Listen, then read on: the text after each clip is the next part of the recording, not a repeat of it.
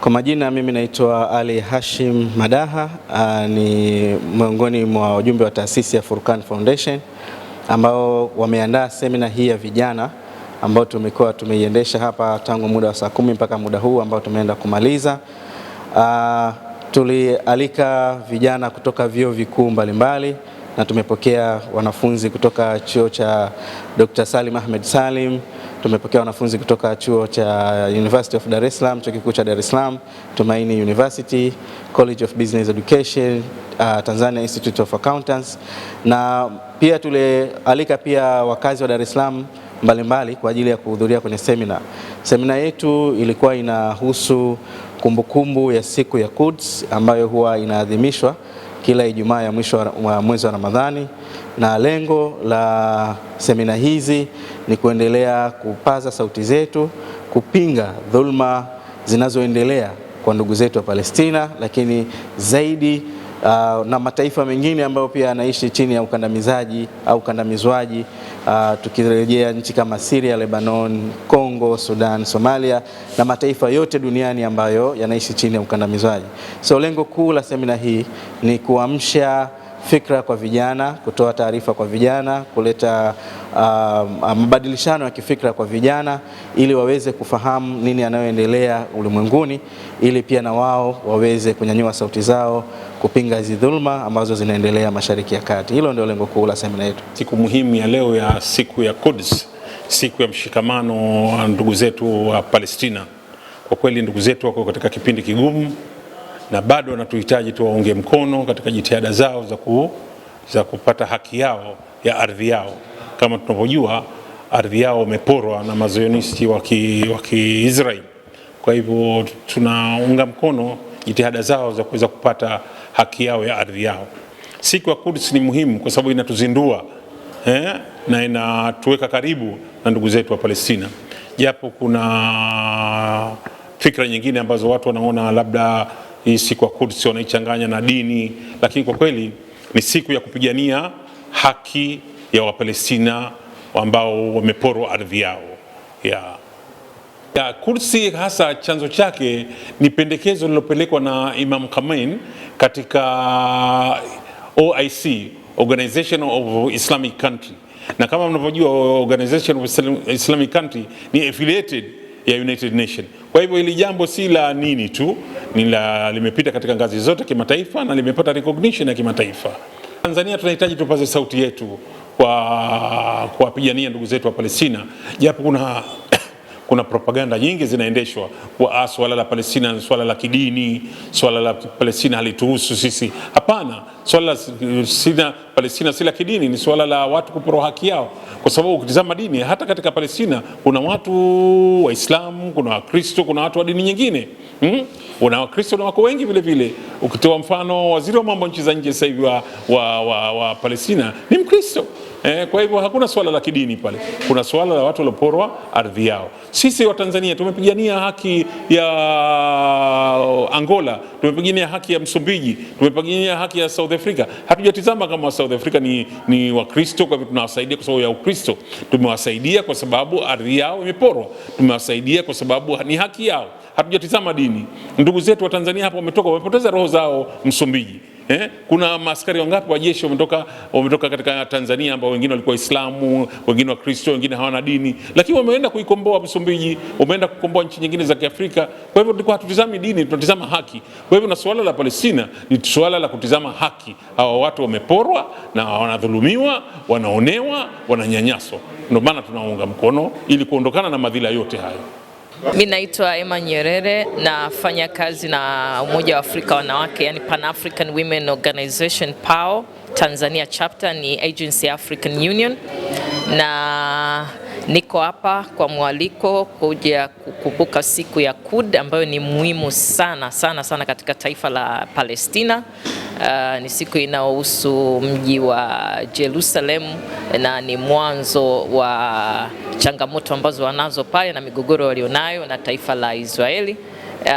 Na nimefika hapa tu ili kusikiliza na kupata mawazo zaidi ya nini kifanyike ili pawe na mabadiliko, patokee mabadiliko pale katika taifa lile la Palestina, lakini pia kukumbushana juu ya masuala ya haki, kwa sababu tunajua swala lile la Palestina na Israeli ni swala la haki tu, linahusiana na utu na ubinadamu tu. Kwa hiyo nikuja kukumbushana kwamba tuendelee kuitafuta haki sana, manake bila hiyo haki hakuna amani wala hakuna umoja wa aina yoyote.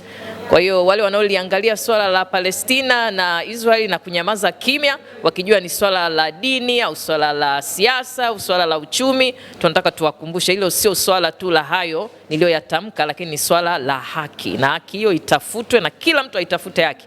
Maana haki ni ya binadamu wote, kwa sababu binadamu wote ni sawa, ndivyo tunavyoamini. Kwa hiyo bila kuitafuta hiyo haki hakutakuwa na hiyo amani na wala huo umoja haupo, na tukemee yale yote yanayofanywa katika dunia hii, sio tu kwa upande wa Palestina, kote tunakosikia, na hasa hili la juzi la Iran na hiyo Venezuela, kwamba taifa lingine linaingia katika ardhi ya taifa lingine. Tuyakemea hayo, kwa sababu hayo ndio yanaleta mgawanyiko. Tunagawanywa, wanadamu wanakubali kugawanywa, na wakishagawanyika maana yake umoja haupo, na umoja ukiwa haupo, amani inakuwa ni ngumu sana kuwepo katika mahali ambapo watu wamegawanyika, na haki ndio inapotea kabisa. Kwa hiyo tuitafute sana haki. Kikubwa kwa Mtanzania wa kawaida lazima ajue kwamba kinachoendelea hivi sasa kati ya Iran, Israel pamoja na Marekani na hali nzima ambayo inaendelea Mashariki ya Kati inamgusa mpaka yule Mtanzania ambaye anakaa Mburahati, inamgusa mpaka yule Mtanzania ambaye anakaa Buguruni. Kwa nini nasema hivi? Ni kwa sababu ya Mashariki ya Kati jinsi ambavyo ipo. Mashariki ya Kati inapitisha asilimia zaidi ya 43 ya mafuta yote ulimwenguni. Sasa ili kunielewa vizuri, tunaenda kwenye ramani ya dunia. Ukiangalia ramani ya dunia, Mashariki ya Kati ilivyokaa, ukiangalia Hormuz ndiyo ambayo inatoa ramani ya mafuta yaende wapi, kwa maana ya kwamba bila mafuta kupita pale Hormuz, China, India hawezi kupata mafuta, kwa sababu ukishapita kwenye ule mlango bahari wa Hormuz hapa, ukipandisha hivi juu unapandisha China pamoja na India. Ukishuka chini moja kwa moja unaingia kwenye pembe ya Afrika, kwa maana ya Djibouti, bahari ya Hindi kupitia pwani ya Somalia mpaka Afrika Mashariki. Lakini ukitoka pale Hormuz ukishuka chini kidogo, ukiingia na hii bahari ya Sham unaenda mpaka Al-Arab, kwa sababu unapita Djibouti pale ambapo unaelekea mpaka mfereji wa Suez. Kwa hiyo maana yake ni kwamba ukiangalia sasa ramani ya dunia ilivyokaa, Irani akiendelea kufunga pale, maana yake mafuta yatapanda bei, kwa sababu gharama za usafirishaji zitapanda. Na ulimsikiliza juzi tu wiki iliyopita Mheshimiwa Rais Samia alisema gharama za kuweza kuagiza mafuta zimepanda kwa 13%, na vita ilikuwa ina hata siku 5 wakati anasema vile. Sasa inamhusuje mtu wa kawaida mara baada ya kuangalia ramani ya dunia? Ni kwamba nyanya inayouzwa Iringa ili ije Dar es Salaam inahitaji usafiri, na usafiri ili utembee unahitaji mafuta. Sasa mafuta yakishapanda bei, yule mtu ambaye ni wa usafiri atamwambia mkulima kule shambani, bana, kama nilikuwa nakusafirishia kwa shilingi 2, sasa hivi nitakusafirishia kwa shilingi 3 kwa sababu mafuta yamepanda bei. Mkulima atamwambia haina shida. Mkulima kama alikuwa anauza ile nyanya kwa shilingi 2, kwa sababu kashapandishiwa gharama za usafiri, itabidi na yeye auze angalau kwa shilingi 2.5 ili afidie ile gharama ya usafiri.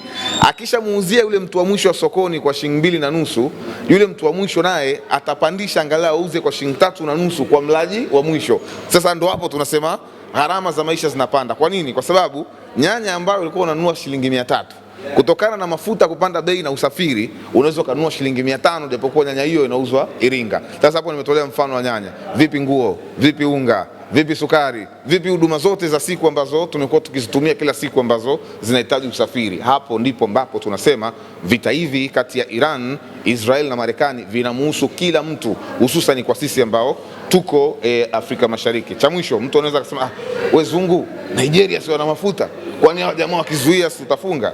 Nigeria, ukiangalia ramani ya dunia ya Afrika tu, wako Afrika Magharibi, sisi tuko Afrika Mashariki. Hakuna barabara inayounganisha Afrika Magharibi na Afrika Mashariki, lakini ili usafirishe mafuta mengi zaidi lazima usafirishe kwa meli kupitia mapipa. Sasa vuta picha mzunguko wa kutoka bahari ile Nigeria inayopakana nayo izunguke magharibi mpaka mashariki, manake gharama zinazidi kupanda. So ni vita ambayo si ya kuiombea, kwa sababu inatugusa sisi. Sisi Tanzania tunaagiza mafuta Saudi Arabia, huko Iran, Kuwait, hayapiti sasa hivi.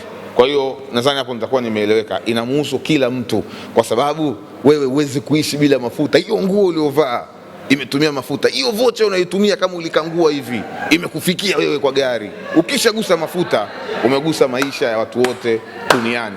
Na mafuta ya Marekani, kwa kumalizia, hayana ubora mkubwa ya kufanya magari na vitu vinavyotumia mafuta ya dumu kama yalivyo na ubora mafuta yanayotoka Mashariki ya Kati. Yaani kwenye hii dunia, sijui mafuta ya Urusi, Venezuela, Marekani, kote huko mafuta bora ambayo yanafanya vyombo vinavyotumia mafuta kudumu ni mafuta kutoka Mashariki ya Kati.